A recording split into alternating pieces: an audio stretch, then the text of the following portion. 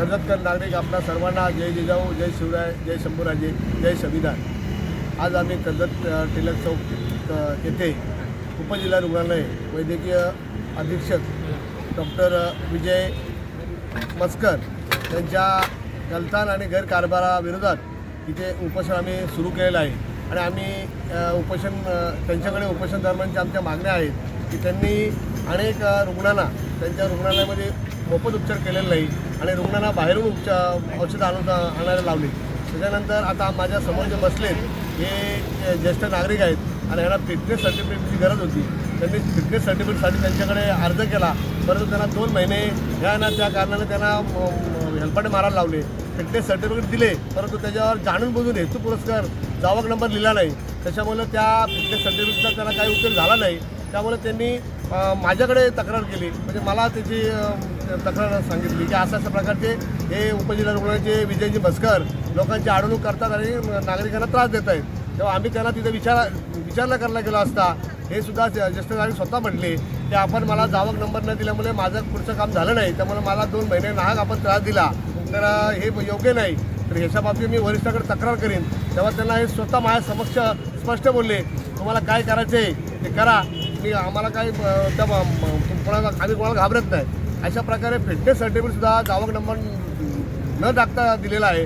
त्याच्यानंतर या रुग्णालयामध्ये जे शिबिर केलं जातं, भारतीय जनता पार्टीच्या वतीने एक शिबिर आयोजित केलं होतं। त्या शिबिराचा सर्व खर्च म्हणजे मोफत शिबिर होतं आणि त्या सर्व शिबिराचा खर्च भारतीय जनता पार्टीच्या पदाधिकाऱ्यांनी आणि भारतीय जनता पार्टीने केलेला आहे असं आम्हाला सांगण्यात आलेलं आहे। परंतु त्या शिबिराचा 29, 30 आणि 1 असं 3 दिवस जे शिबिर होतं, त्या शिबिराचं चक्क या विजयजी मस्करने 58,000 रुपये जेवणाचं बिल काढलेलं आहे। म्हणजे ते बिल आमच्याकडे आहे, परंतु ते नाकबूल येतात।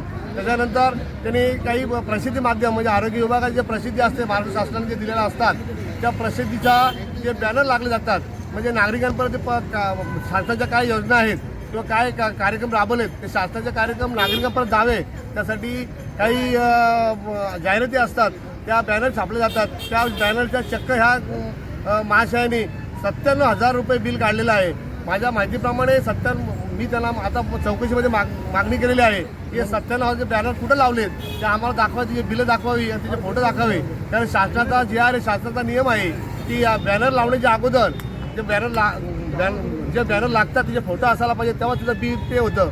अशा प्रकारे त्यांच्याकडे अनेक प्रकारच्या माझ्या तक्रारी आहेत। आणि एक अतिशय महत्त्वाची तक्रार म्हणजे याच महिन्यामध्ये एक गौरकामत गावची आदिवासी महिला डिलिव्हरीसाठी आली होती आणि तिची डिलिव्हरी नॉर्मल झाली, परंतु ह्या डॉक्टरने तिच्याकडे कुठल्या प्रकारचा उपचार केला नाही, लक्ष दिलं नाही। त्यामुळे त्याची तब्येत खालावली म्हणता येणार नाही, व्यवस्थित होती।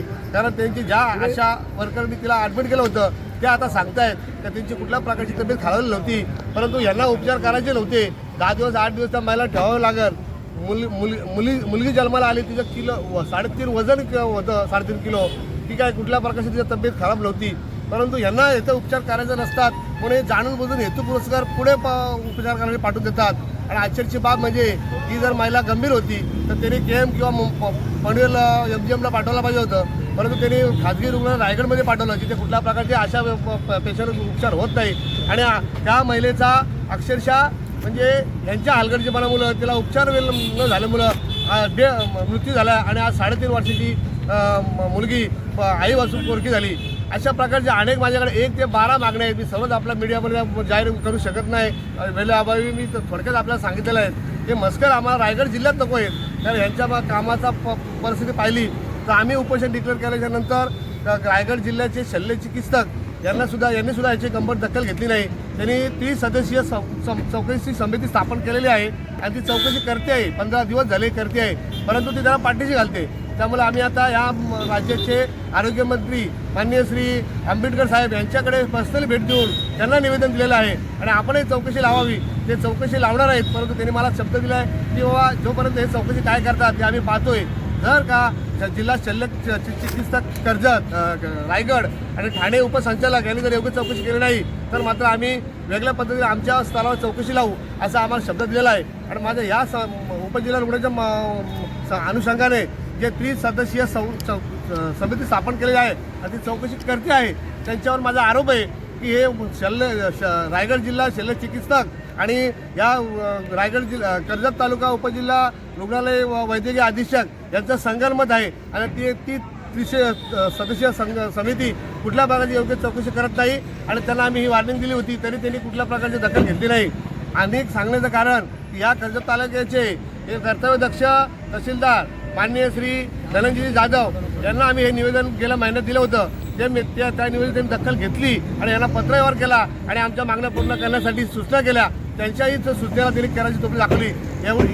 अशा प्रकारचे हे वैद्यकीय अधीक्षक कोणालाही घाबरत नाहीत किंवा कोणाचंही ते ऐकून घेत नाहीत. अशा प्रकारचे जे आर्यावे आणि त्यांच्या या आर्यावेमुळं आम्हाला आज उपोषण करणं भाग पडलेलं आहे नव्हे. रायगड जिल्ह्याचे शल्य चिकित्सक आणि या कर्जत तालुक्याचे उपजिल्हा रुग्णालयाचे वैद्यकीय अधीक्षक यांनी आम्हाला हे उपोषण करणे भाग पडलेले आहे. आणि आता आम्ही ह्या उपोषणाच्या पार्श्वभूमीवर जोपर्यंत ह्या शल्य चिकित्सक आणि रायगड आणि उपजिल्हा रुग्णालय वैद्यकीय अधीक्षक बसकर यांच्यावर ठोस कारवाई होत नाही तोपर्यंत हे उपोषण आमचं स्थगित होणार नाही. धन्यवाद. जय श्रीराम, जय महाराष्ट्र.